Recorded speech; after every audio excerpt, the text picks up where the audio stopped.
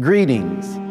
Dear listeners, we have been blessed by Almighty God Allah over the 90 years of our work in the Nation of Islam and lifting our people up from the miserable condition in which we find ourselves.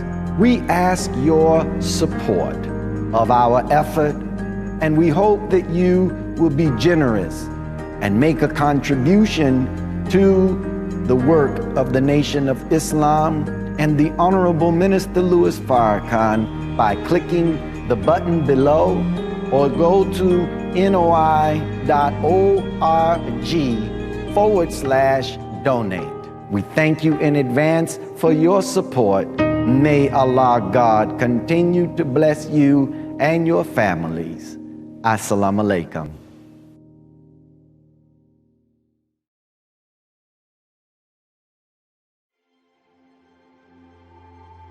This house is dedicated to knowledge and to the spreading of knowledge. Elijah Muhammad inspired new thought, new mind, new way of civilization among black people. But he wanted a house from which a light could be lifted up to give guidance to all who would be guided as this world begins to close down. This National Center for the re-education and retraining of the black man and woman, but for the totality of the human family of our planet. I named this mosque after the only woman that the Quran names a chapter after, the mother of Jesus, Maryam. All human beings need to be re-educated. That is the purpose of the National Center. Force governs presidents, prime ministers, kings, rulers. You elect your president and you think he's the boss, somebody else behind there. In England, they elect the prime minister, you think he's the boss, somebody else behind there. And it's the somebody that's behind every evil thing that's going on that has to be exposed today. And that's why in Thessalonians it says, that day shall not come except there be a falling away first, and the man of sin be revealed, the son of perdition. There's a man involved here. There are men involved here, but they are the unseen powers. When you meet the Jesus, he starts exposing these powers. Y'all all right? Is there a power structure in the United States that could undermine its president, what some refer to as the deep state? Hello, I'm Arnold Naidu, and this is The Heat.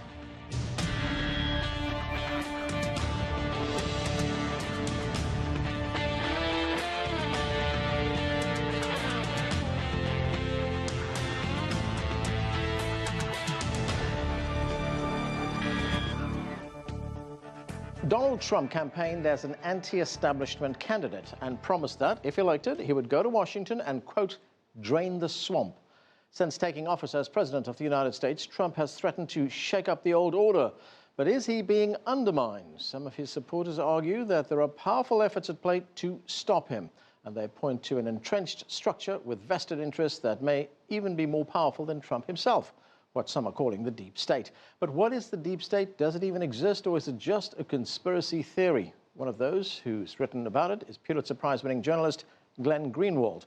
During a recent appearance on Democracy Now!, he was asked to explain what the deep state is. The deep state, although there's no precise or scientific definition, generally refers to the agencies in Washington that are permanent power factions, they stay and exercise power even as presidents who are elected come and go. They typically exercise their power in secret, in the dark, and so they're barely subject to democratic accountability if they're subject to it at all. It's agencies like the CIA, the NSA, and the other intelligence agencies that are essentially designed to disseminate disinformation and deceit and propaganda. So today, you still use the word democracy, you still use the word republic, but this is all being destroyed. So the citizens are being infantilized, which means to keep from maturing, to make somebody infantile, or to keep somebody in an infantile state, to treat as a baby, to treat somebody as or consider somebody to be infantile. You have become an infant, and infants can be easily led around by people who don't consider themselves infants because they know what those who are being infantilized don't know. So what you are saying is you have people in government who have the look of power, but the knowledge that is with those who have infantilized them is guiding their ignorance. They're dull, they're distracted, and they are no longer able to fulfill the critical role they need to in order to maintain a free society. Look at the confusion in the government. And why are the American people so disillusioned now with their leaders from the president on down? So as the former governor and U.S. Senator Huey Long from Louisiana said, quote, "When fascism comes to America, it will come wrapped in the American flag," close quote. What were some of the views that Senator Long expressed that give us insight as to why he made such a statement? Listen to these words from an excerpt of a speech in 1932 in the Senate, posted on an educational website shown below. This great and grand dream of America, that all men are created free and equal, endowed with the inalienable right of life and liberty and the pursuit of happiness, this great dream of America, this great light and this great hope has almost gone out of sight in this day and time, and everybody knows it. And there's a mere candle flicker here and yonder to take the place of what the great dream of America was supposed to be. The people of this country have fought and have struggled, trying by one process and the other to bring about the change that would save the American country to the ideal and purposes of America.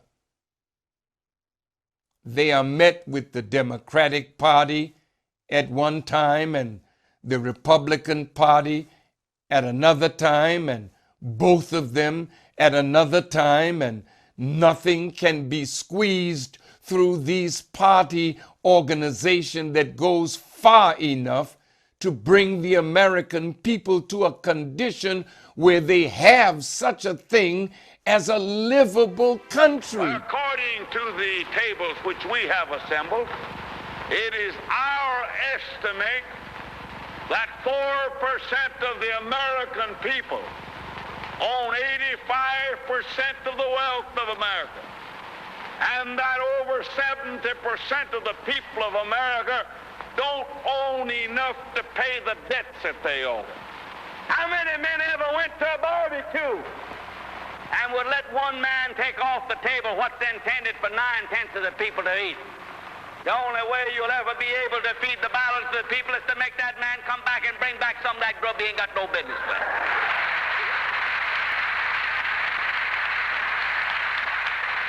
Now, how are you going to feed the balance of the people? What's Morgan and Baruch and Rockefeller and Mellon going to do with all that grub? They can't eat it. They can't wear the clothes. They can't live in the houses. Give them a yacht. Give them a palace. Send them to Reno and give them a new wife when they want it. If that's what they want.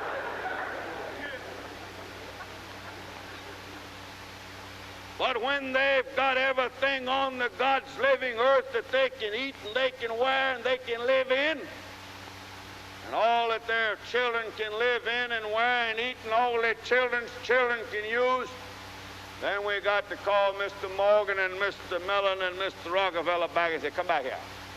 Put that stuff back on this table here that you took away from here, that you don't need. Leave something else for the American people to consume. And that's the program. We're not going to destroy the Gulf Refining Company. We're not going to destroy the Standard Oil Company. But we're going to say that the limit of any one man's stock ownership in the Standard Oil Company is from $3 to $5 million to that individual, and that the balance of the people of America own the balance of what the Standard Oil Company is worth. All right.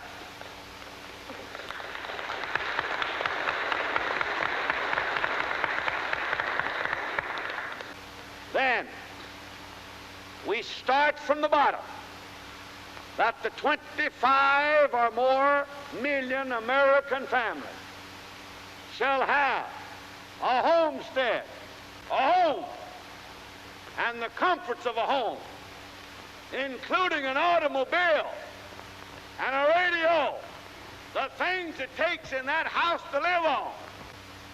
We say to America, 125 million, none shall be too big, none shall be too poor, none shall work too much, none shall be idle. No luxurious mansions empty, none walking the streets, none impoverished, none in pestilence, none in want, but in the land blessed by the smile of the Creator, with everything to be consumed, to be eaten, to be worn, that America will become a land sharing the fruits of the land, not for the favored few, not to satisfy greed, but that all may live in a land in which the Lord has provided an abundance sufficient for the luxury and convenience of the people in general, I think. It appears that these views of Senator Long are what made him dangerous to the shadow government. He spoke for the common man. He was not in favor of corporations or men amassing wealth based upon the slave labor and blood-sucking of the poor. He was against the powerful moneyed interests of Wall Street and the Federal Reserve and bankers. These words, spoken by Senator Long in the early 1930s, reflect the reality and economic condition of America and the American people today, especially concerning wealth and inequality. In people's lives. He accomplished more in his term of office than any other governor in history. But we're absolutely also sure some things he did were wrong. Carl Weiss was a very brilliant man. Probably one of the best educated doctors in the state of Louisiana. He had everything to lose, a young wife and a little baby. They were madly in love. He was my hero. There was a lot of tension in Louisiana. There were armed soldiers and police. People around the nation, as well as Louisiana, could see that Huey Long was snatching power and rights from the citizens of Louisiana. He ruffled a lot of feathers. Somebody got to kill that SOB. You'd hear that all the time. Huey knew that he was a wanted man. An official version is this. Dr. Weiss walked up to Huey Long, said not a word, and he pulled a pistol and he shot Huey. All the bodyguards had at least 2 guns, and they emptied every gun and every bullet into Carl Weiss's body. There are certain things that don't make any sense in this case. There was not an autopsy of either of the parties. If there was something to hide, people had plenty of time to coordinate their stories. There is absolutely no proof that Carl Weiss carried the gun. Many people wonder why a man would leave home on a Sunday night and walk into a situation that meant certain death. If Weiss is the person who shot Huey Long, I'm not sure it's going to ever be possible to know why he did that. I mean, I could never think of him as an assassin. We know Huey Long is dead. We know he was shot. And that's all we know for facts.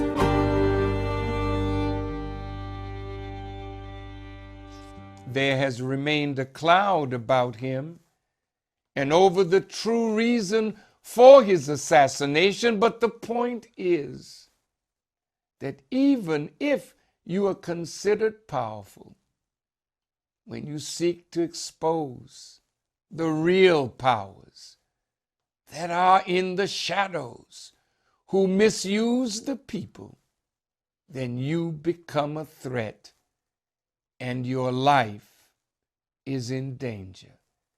And the threat of assassination is ever present. So the scriptures say in Psalms, the 23rd chapter, verse 4, yea, though I walk through the valley of the shadow of death, I will fear no evil, for thou art with me. Thy rod and thy staff, they comfort me. Mr. Dolan concluded his remarks on secrecy being a threat to democracy by stating, quote, last year, one example only, it was learned that the Pentagon spends some $4 billion a year to sway public opinion. How do you sway public opinion? What is the mechanics of that? That is, you pay people to write certain things, to feed the public, to get the public to think a certain way and to act a certain way. How much of what you read in newspapers and magazines and see on television, how much of that you hear on radio, how much of what you read can you trust? Because they usually have one lie backing up another, backing up another. That is why they need so much money every year. Everything that the enemy puts out is suspect. Look at how many reports that are in the media about this drug or this cancer and what this drug can do or that drug can do.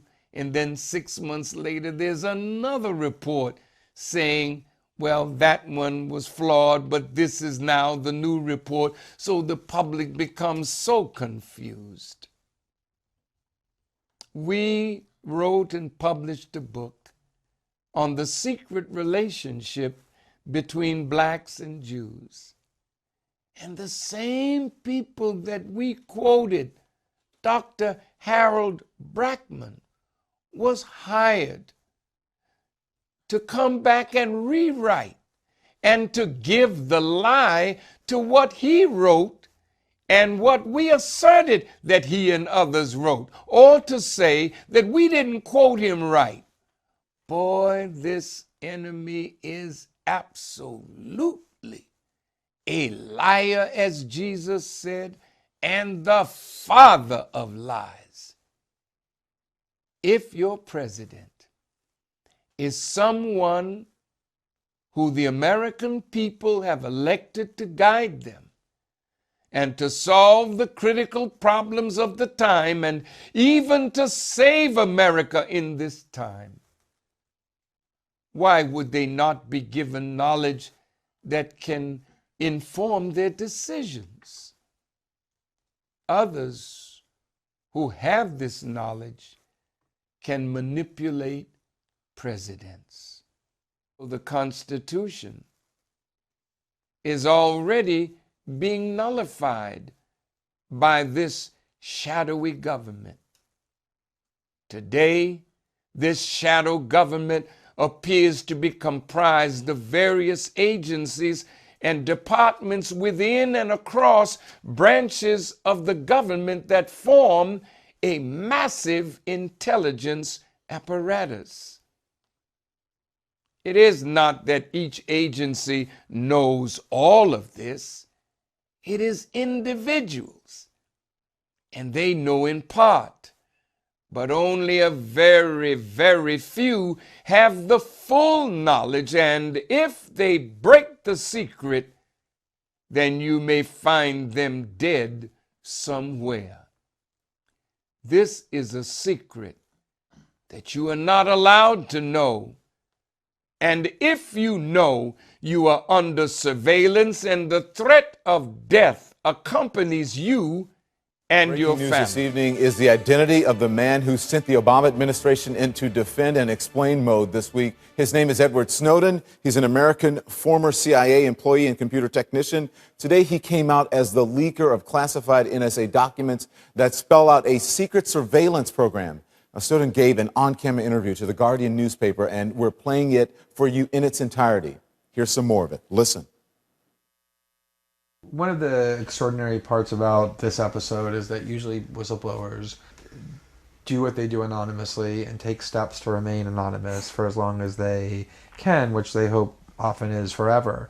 You, on the other hand, have decided to do the opposite, which is to declare yourself openly as the person behind these disclosures. Why did you choose to do that? I think that the public is owed an explanation of the motivations behind the people who make these disclosures that are outside of the democratic model. When you are subverting the power of government, that's a fundamentally dangerous thing to democracy. And if you do that in secret consistently, as the government does when it wants to benefit from a secret action that it took, it'll kind of give its officials a mandate to go, hey, tell the press about this thing and that thing, so the public is on our side. But they rarely, if ever, do that when an abuse occurs. That falls to individual citizens, but they're typically maligned. It becomes a thing of these people are against the country, they're against the government, but I'm not. I'm no different from anybody else. I don't have special skills. I'm just another guy who sits there day to day in the office, watches what's happening, and goes, this is something that's not our place to decide. The public needs to decide whether these programs and policies are right or wrong. And I'm willing to go on the record to defend the authenticity of them and say, I didn't change these. I didn't modify the story. This is the truth. This is what's happening. You should decide whether we need to be doing this. Have you given thought to what it is that the U.S. government's response to your conduct is in terms of what they might say about you, how they might try to depict you, what they might try to do to you? Yeah, I could be, rendered by the CIA. I could have people come after me, or any of their third-party partners. They work closely with a number of other nations. Or they could pay off the triads, or any of their agents or assets. We've got a CIA station just up the road in the consulate here in Hong Kong, and I'm sure they're going to be very busy for the next week. And that's a fear I'll live under for the rest of my life, however long that happens to be. You can't come forward against the world's most powerful intelligence agencies and be completely free from risk, because they're such powerful adversaries that no one can meaningfully oppose them. If they want to get you, they'll get you in time. But at the same time, you have to make a determination about what it is that's important to you. And if living unfreely but comfortably is something you're willing to accept, and I think many of us are, it's the human nature.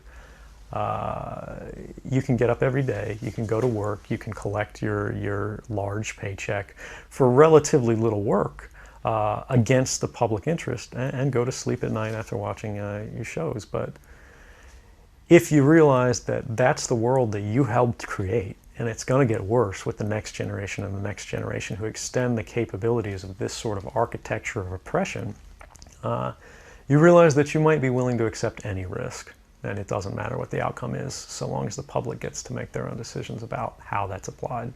Why should people care about surveillance? Because even if you're not doing anything wrong, you're being watched and recorded. And the storage capability of these systems increases every year consistently by orders of magnitude, to where it's getting to the point you don't have to have done anything wrong.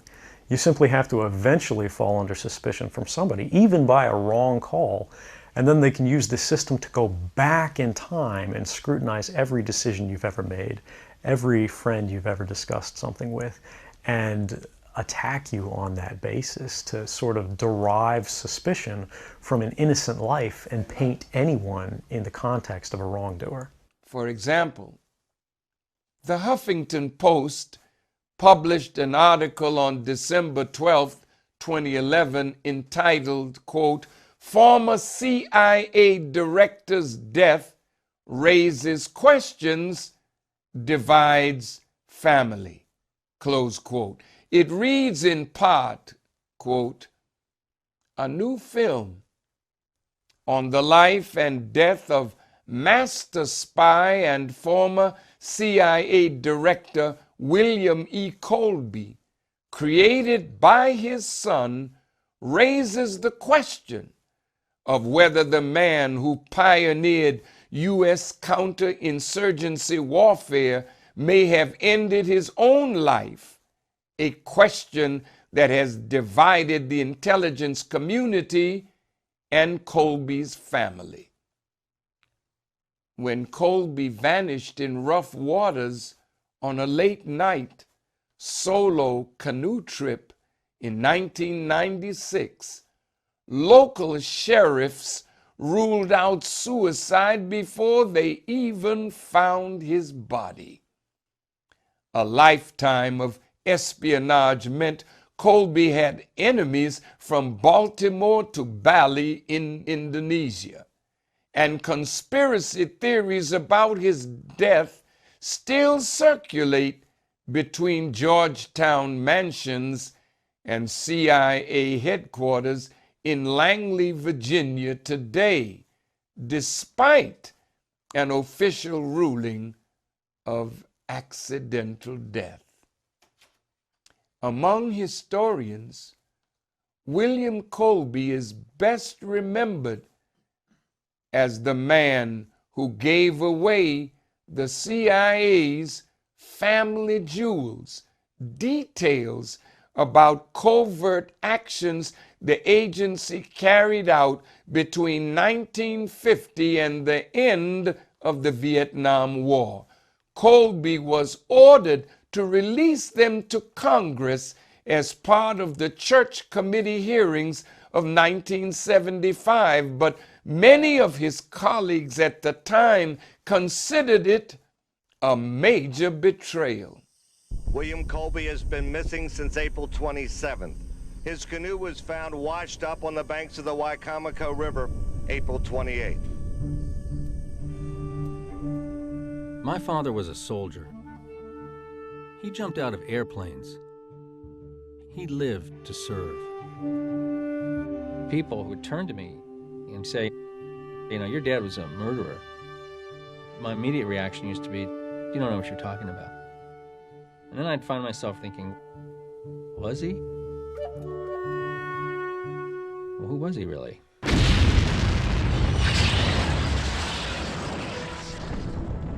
I am against assassination.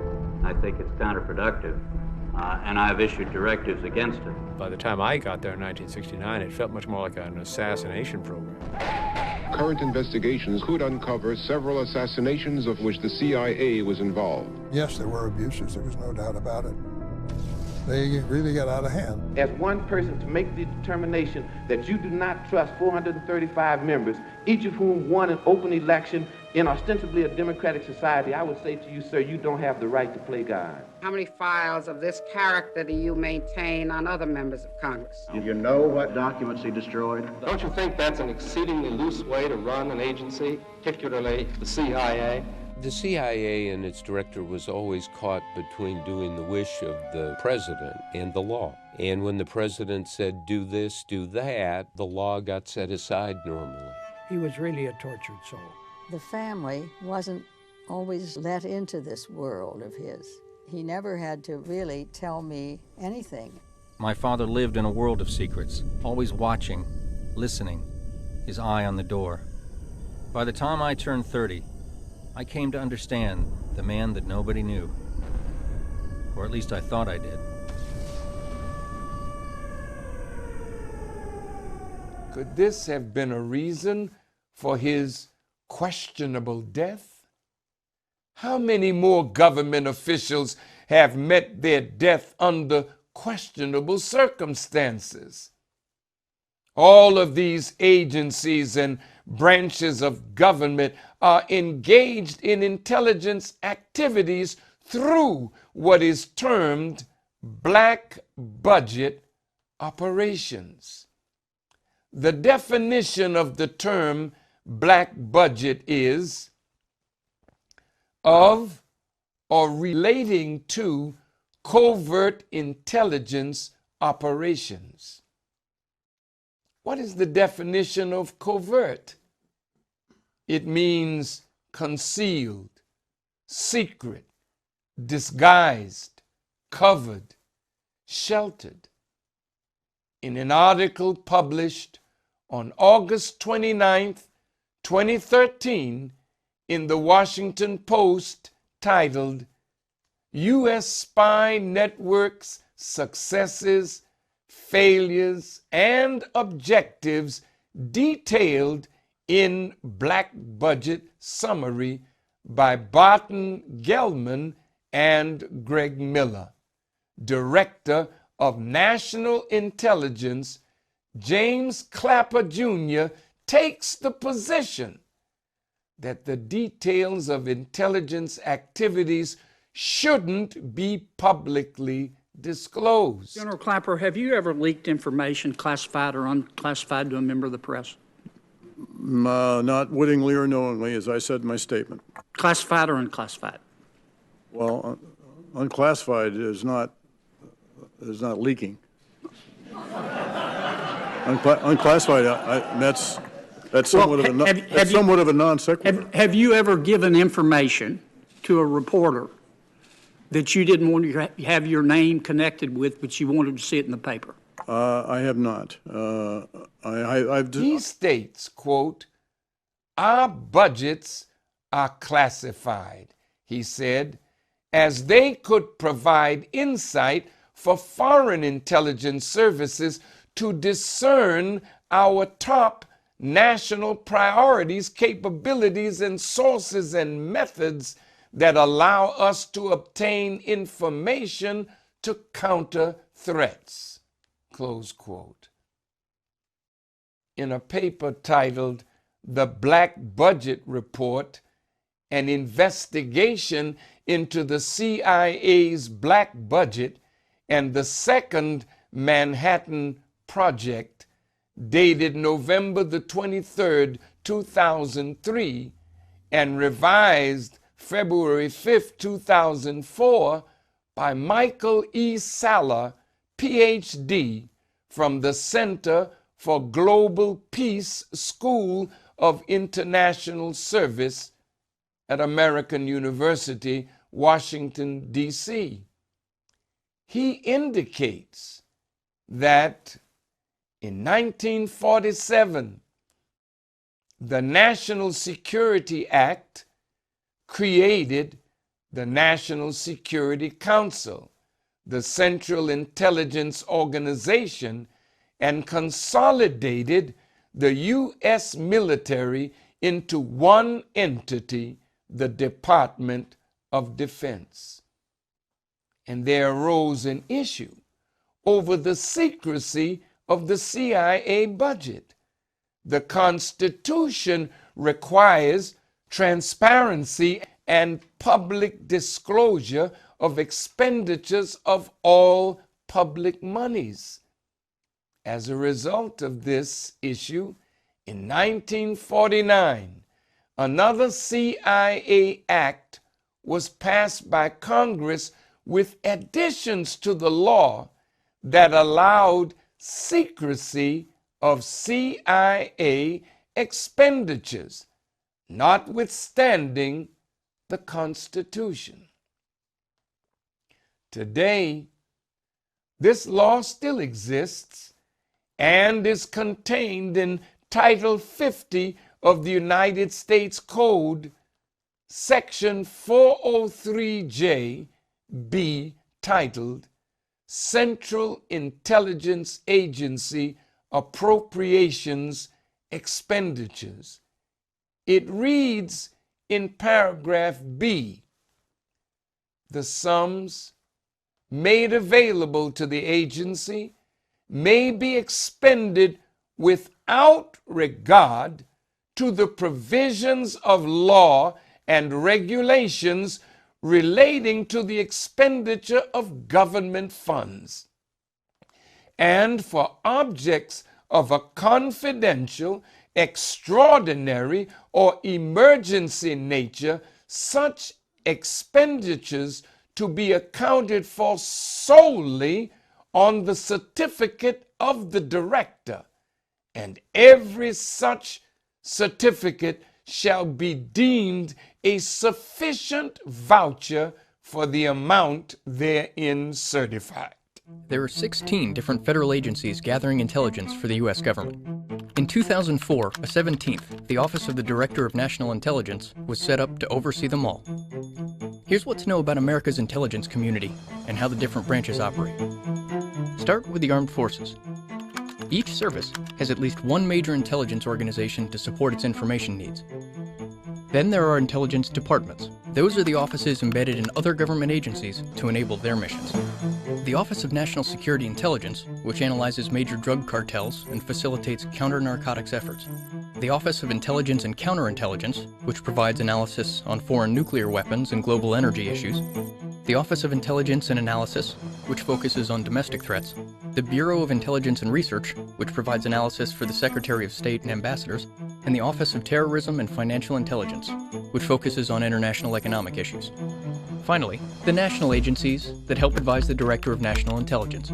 Those include the CIA, which collects and analyzes foreign intelligence to inform policymakers, the NSA, which mostly monitors foreign information systems for signals intelligence, collecting data, including cell phone and email traffic, for intelligence and counterintelligence purposes, and sometimes sweeping up information about Americans in the process.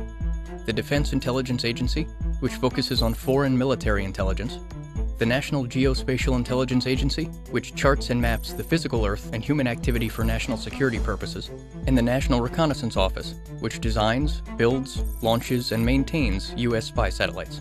Then there's the FBI's Counterintelligence Unit, which helps protect the American homeland from foreign intelligence operations here. For the 2015 fiscal year, the White House requested $60 billion for 2 programs that fund all of these agencies combined. But that's known as the black budget because the breakdown beyond that top line is classified. Earlier this year, 2 House Democrats introduced legislation that would force the White House to reveal more details about how that funding is actually spent. That's really bad. When you've got billions of taxpayers' dollars that nobody can question how that money is used and where that money goes. Let's just say, for argument's sake, when Oliver North was in the basement of the White House doing something that I'm sure President Reagan was aware of because it was a part of the conspiracy that ran, from my judgment, like this.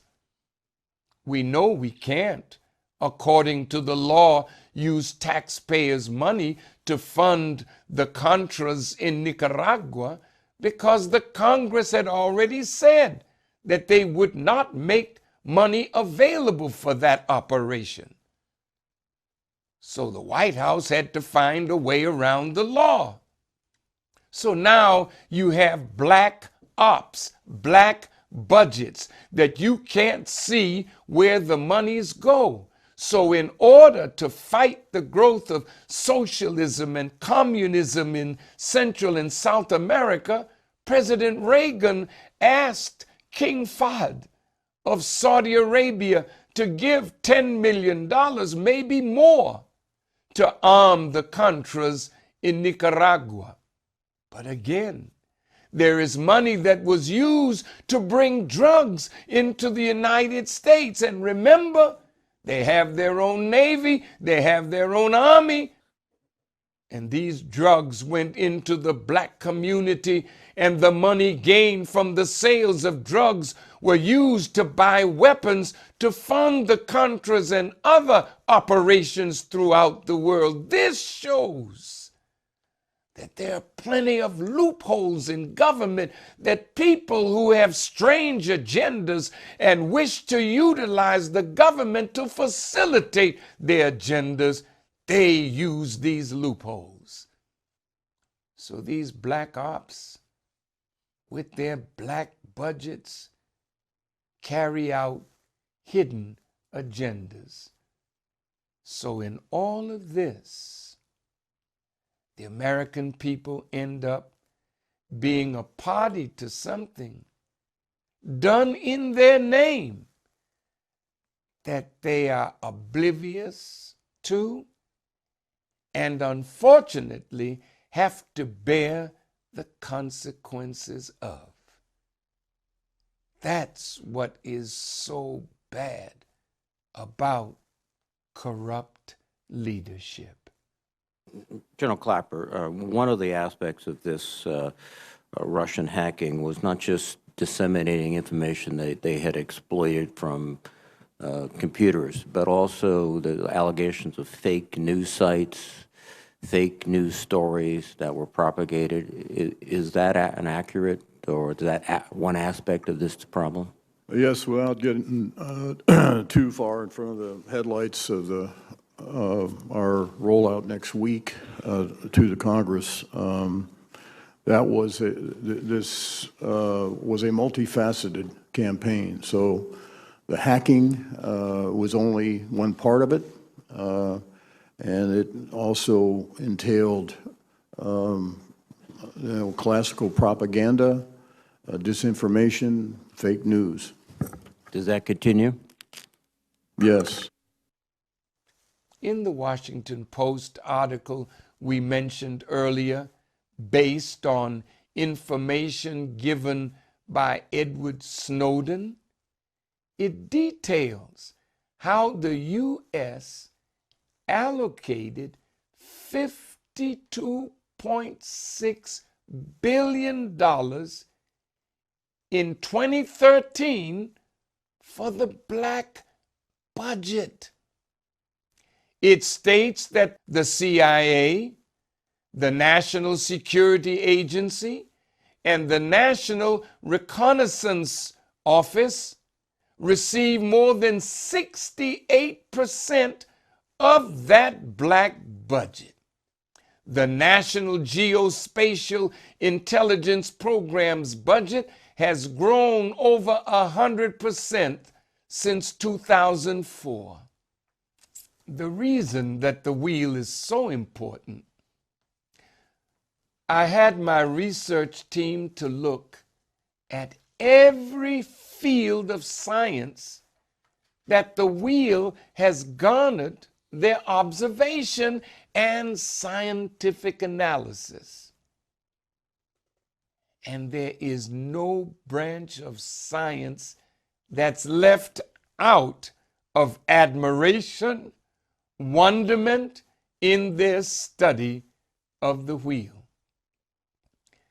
These scientific disciplines include physics, chemistry, biology, mathematics, aerospace, mechanical, chemical, material, electrical, civil, environmental, architectural, and aircraft engineering, communications, space propulsion, nuclear science, microbiology, genetic engineering, anatomy, ergonomics, botany, horticulture, toxicology, archaeology, linguistics, hieroglyphics, Arabic, philosophy, history, and paranormal communications.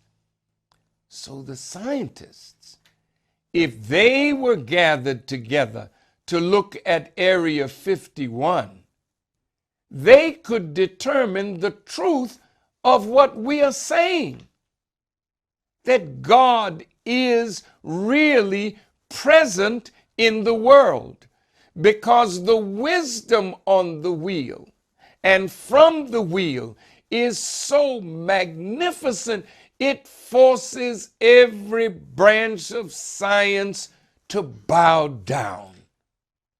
When scientists of every branch are met with overwhelming superior knowledge of their discipline by something that actually exists, they have to know that the supreme scientist, the supreme being, is present. And who is the supreme scientist? It's the presence of the supreme being in a human being, the master of the wheel.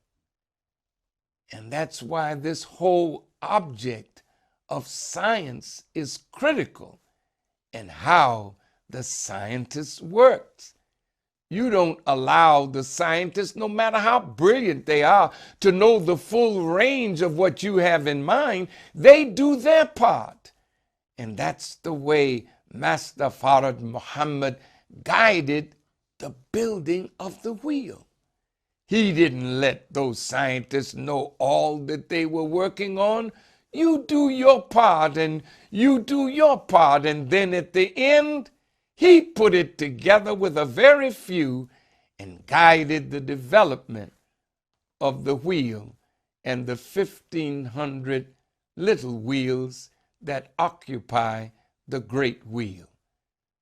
Or there may have been thousands working on it, never knowing what they were working on. What was Master Farad Muhammad doing in America for 20 years before he met the Honorable Elijah Muhammad and manifested himself to us in 1930? He went in and out of institutions of higher learning. He met many scholars and scientists. He met with people in many different fields of science, religion, and influenced their thinking. He was learning who might be able to be used to bring about an effect in America that would fulfill his will. What a man, what a man. According to Mr. Richard Dolan, government secrecy is a threat to democracy. Mr. Dolan, described on his webpage as being among the world's leading researchers and historians of the UFO subject, gave testimony at the citizens' hearings on disclosure on April 30th, 2013, concerning government secrecy being a threat to democracy. He states, quote, "We are so busy congratulating ourselves on being a free society that many people have forgotten actually to look long and hard at what kind of system has been evolving over the years." Former President Eisenhower warned many years ago of the dangers posed by the growing military-industrial complex.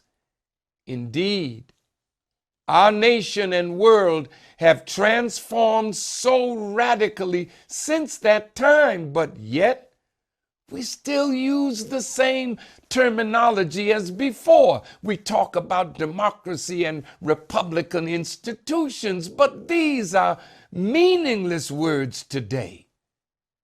If citizens are shut out from what they need to know in order to govern, by removing such key information, the result is that citizens become infantilized, ignorant, dulled, distracted, and no longer able to fulfill the critical role they need to play in order to maintain some potential a free obstacles. society. A great unknown kind of confrontation could be taking place. Would they be able to tell the rest of us about it? That's a real tricky thing to do. You know, with a program with as much attention as the moon landing programs got worldwide, how do you manage the secrecy on that? So let's just keep going a little bit. I received, well, I've got a few accounts of the what seems to be an ominous nature of whatever it is that's here. That's Jimmy Carter. I'll tell you that story in just a moment. What we have are a number of cases, a number of instances where information seems to have seeped out to researchers or other people indicating that this is a grave matter. The researcher Donald Kehoe, retired Marine Corps major, he's really one of the most prominent people doing this back in the 1950s and 60s and into the 70s. Kehoe was a guy who had a lot of contacts. And one of them in the 1960s made it very clear to him and said, and this is a paraphrase, and I was looking for the exact statement, and I couldn't find it in advance here, but this did happen. He said to Kehoe, "This is something that is so serious, this can never, ever, ever come out. This is beyond anything you realize. You have no idea how deep this is, how serious this is." The Jimmy Carter story. Now, this came to me directly from a gentleman, and I'll tell you a little bit about this gentleman. I don't want to give up his name at this point. He's a known guy, very brilliant man, extremely, extremely intellectually meticulous man, who's got the right connections into the White House and at the highest levels of the American national security structure.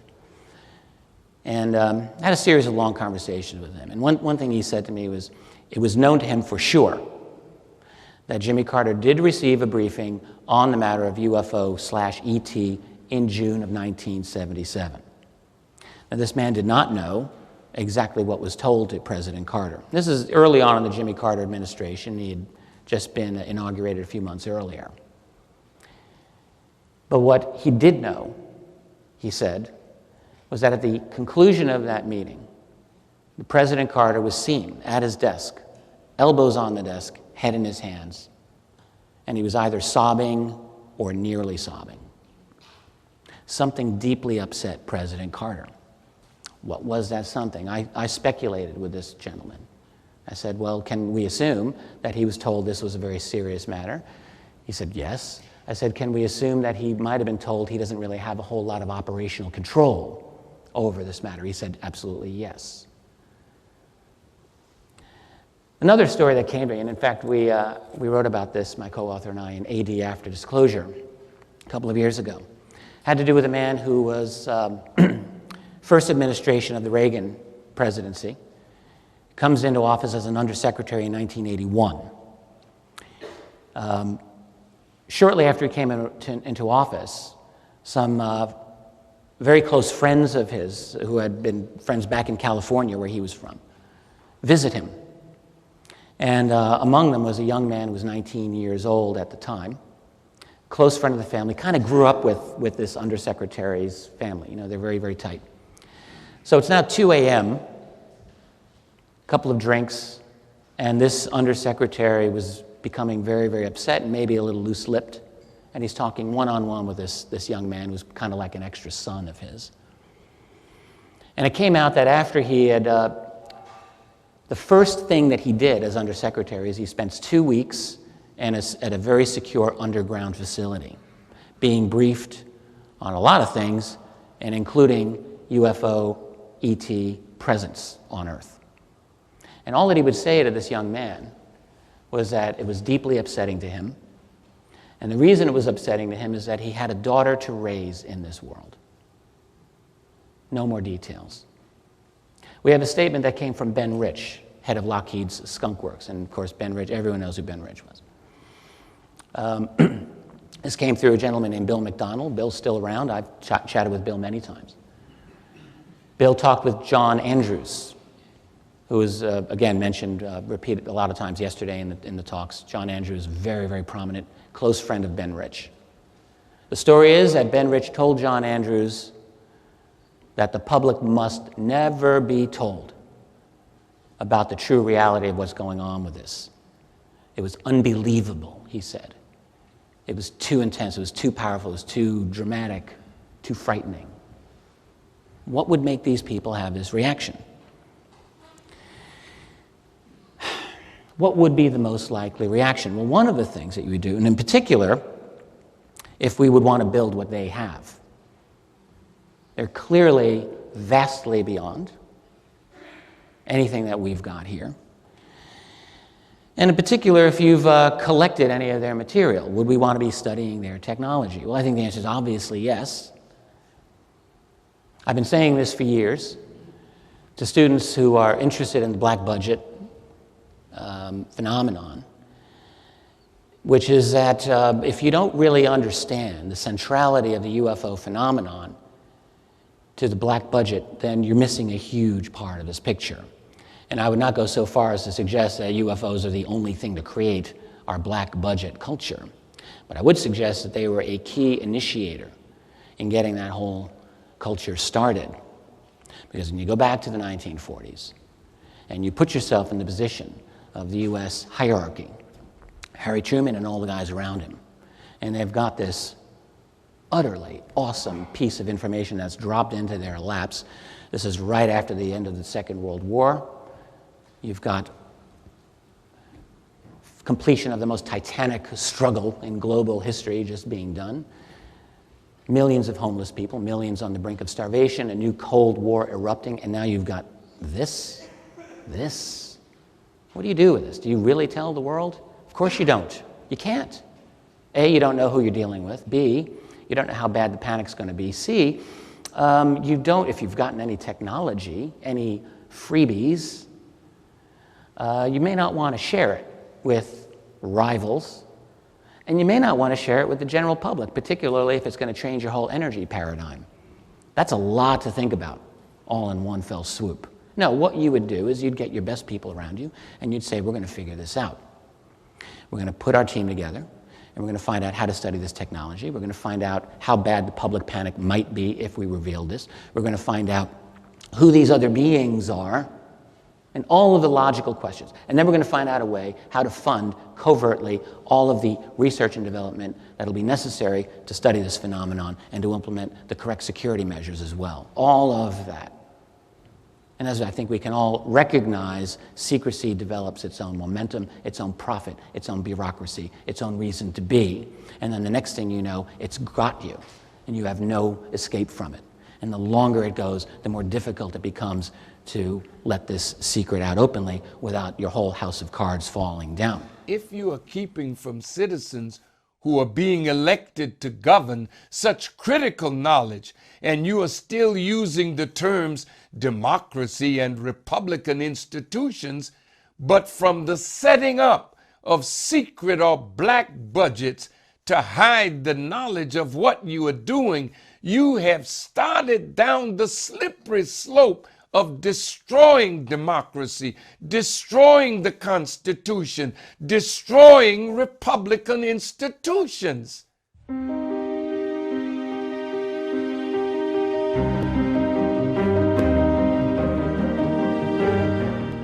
Now you can get the same uncompromising truth you've come to expect from the Final Call newspaper on all your connected devices. Subscribe to the Final Call Digital Edition today. Go to subscribe.finalcalldigital.com.